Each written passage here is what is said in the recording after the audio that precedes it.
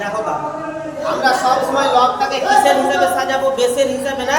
তো এখানে বেস কত? √3।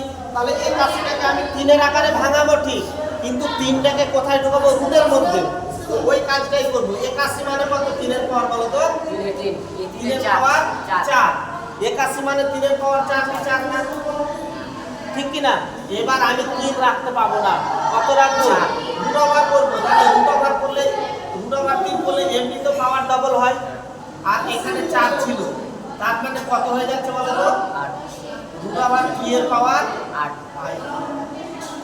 তার মানে আমি 81 এর জায়গায় √3 এর পাওয়ার 8 লিখতে পারি না? পারি না? না পারি না? চলো তাহলে সামনের গুলো ঠিক থাকলো, সামনের গুলো ঠিক থাকলো, এটাও সেম, কোনো কিছু চেঞ্জ করবো না। এইটা লগ 81টাকে আমরা কত করতে পারি? √3 এর পাওয়ার √3 তার পাওয়ার 8, বেসে ছিল √। হবে না? হবে না? এবার যে রকম সামনে ছিল সেম থাকলো, এটাও সেম লগ 2। এবার বলো আগে একটা হ্যাঁ একটা সূত্র ছিল, কি সূত্র? Log m base a। এর সূত্র কি ছিল? m log a base a। ছিল না? ছিল না? মানে এই পাওয়ারটা কোথায় চলে যাবে? সামনে। তাহলে লগ √3 বেস 3 √।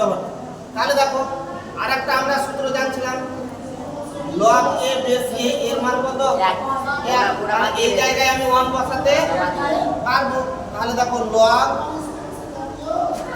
Base 3 log 2 8। আর এখানে তাহলে কত হয়ে গেল? 1। লাইন একটু বেশি করছি, অসুবিধা নেই, কিন্তু বুঝতে হবে। তারপরে দেখো লগ 3 এই 8টাকে নিয়ে এবার কাজ করতে পারবো।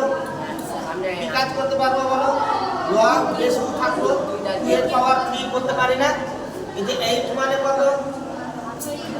8 মানে কত? 2 গুণ 2 তার মানে 2 এর পাওয়ার 3।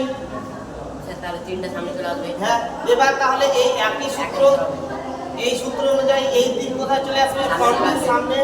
তাহলে কি হয়ে গেল? লগ 3 ইনটু এই 3 চলে এলো লগ 2 বেস 2। হবে না? হবে না? এবার এই জায়গার মান আমরা কত জানি? 1। তাহলে এখানে লগ 3 বেস 3 ইনটু 1, তার মানে লগ a বেস a কত? 1। বুঝা গেল না? গেল না? গেল না?